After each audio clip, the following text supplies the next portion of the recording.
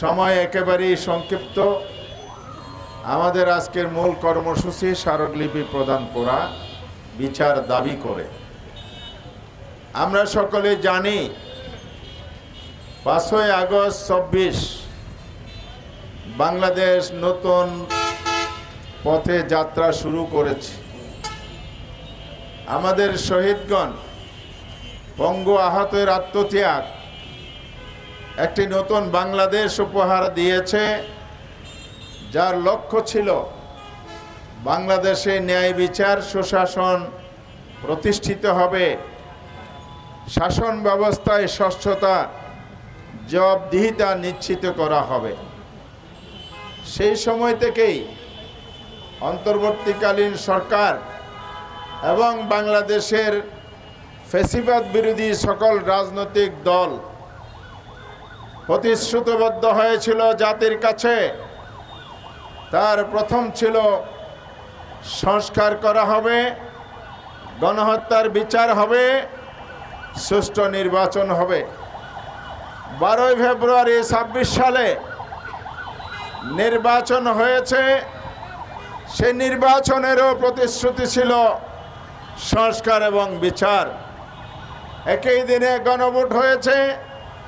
সেই গণভোটে 48টি সাংবিধানিক বিষয়ে সংস্কারের পক্ষে জনগণ রায় দিয়েছে।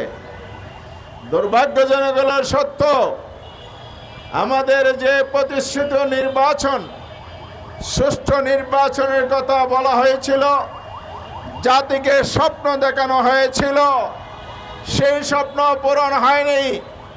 ইলেকশন ইঞ্জিনিয়ারিংয়ের মাধ্যমে বর্তমান বিএনপি ক্ষমতায় এসেছে।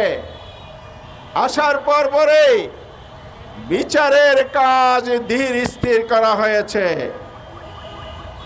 অন্তর্বর্তীকালীন সরকারের নিয়োগপ্রাপ্ত চিফ প্রসিকিউটর যেভাবে সাহসিকতার সাথে বিচার কার্যক্রম পরিচালনা করছিলেন, বিচার কাজে একটা অগ্রগতি হয়েছিল, সেটাকে ওনারা থামিয়ে দিয়েছেন। অনেকটা ধীর গতিতে সময় ক্ষেপণ করে বিচারহীনতার সংস্কৃতির দিকে আবার যাত্রা শুরু করেছে।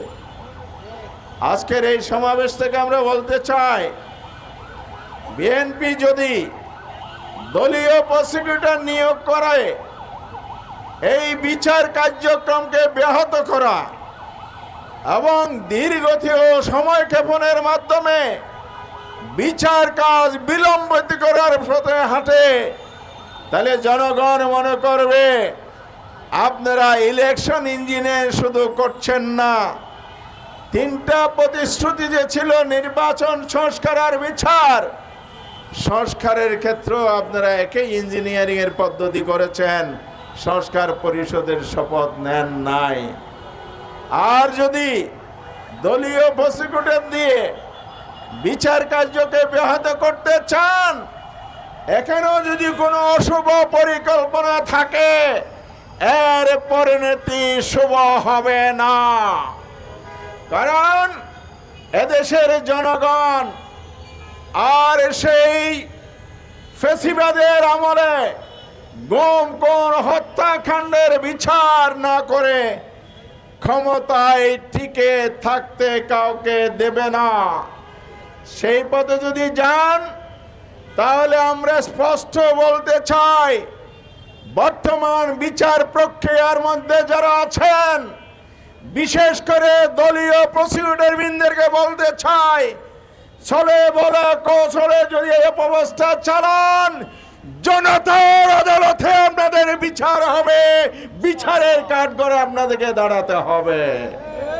সুতরাং আজকে যে আমরা স্মারকলিপি প্রদান করছি, সেই স্মারকলিপিকে আমলে নেবেন এবং দ্রুত এই বিচার কার্যক্রম সম্পন্ন করে ফ্যাসিবাদের যে মূল নায়ক, যার সবকিছু আইনের ঊর্ধ্বে, জবাবদিহিতার ঊর্ধ্বে ছিল, যার কারণে বাংলাদেশে ফ্যাসিবাদ কায়েম হয় নাই, মানুষগুলো মানুষ হয়ে পরিণত হয়েছিল, খুন খারাপে গুম আয়নাগরের জন্ম দিয়েছিল। সেই জায়গা থেকে দেশকে ফিরিয়ে আনতে হবে।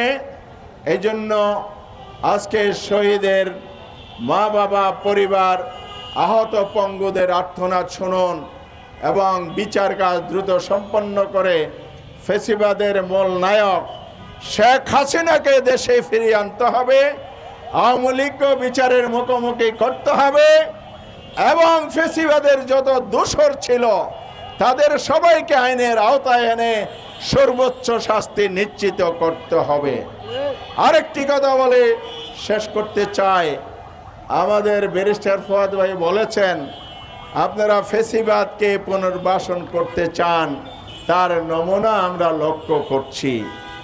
তার চাইতে বড় জঘন্যতম হচ্ছে যাদেরকে সাথে নিয়ে আপনারা প্রশাসন চালাচ্ছেন, সরকার পরিচালনা করছেন, সেই জায়গায় ফ্যাসিবাদের দোসররা জায়গায় জায়গায় বসে আছে। তাদেরকে চিহ্নিত করে অবিলম্বে বিচারের আওতায় আনতে হবে। যদি তা না হয় তাহলে এই জনগণ, বিক্ষুব্ধ জনতা রাজপথের আন্দোলনের মধ্য দিয়ে তার যথাযথ ব্যবস্থা নেবে। আর দ্রুত গণভোটের রায় বাস্তবায়ন করুন, সংস্কার করুন।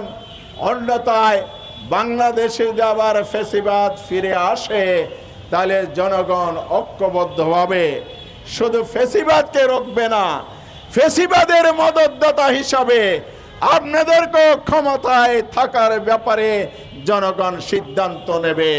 কারণ জনগণ রক্তের বিনিময়ে দেশকে ফ্যাসিবাদ মুক্ত করেছে। আবার নতুন ফ্যাসিবাদের জন্ম হোক, এটা বাংলাদেশের জনগণ সহ্য করবে না। তাই আসুন আমরা সবাই মিলে এই দাবি উত্থাপন করে শেষ করব না, আমরা শুধু স্মরণ সভা করে শেষ করব না। জুলাইয়ের চেতনা নিয়ে আগামীর বাংলাদেশ পরিচালিত হোক, বাংলাদেশ গড়ে উঠুক, সেই প্রত্যেকা প্রত্যয় অঙ্গীকার পুনর্ব্যক্ত করে আমার বক্তব্য শেষ করছি। সবাইকে ধন্যবাদ জানাচ্ছি। আমরা এখন স্মারকলিপিতে যাব। আমাদের 11 দলের প্রতিনিধিগণ থাকবেন, শহীদ পরিবারের প্রতিনিধি থাকবেন, আইনজীবীরা থাকবেন। আর স্মারকলিপি শেষেই আমরা আপনাদের উদ্দেশ্যে আজকের এই প্রোগ্রামের সমাপ্তি বক্তব্য রাখবো ইনশাআল্লাহ। সবাইকে ধন্যবাদ।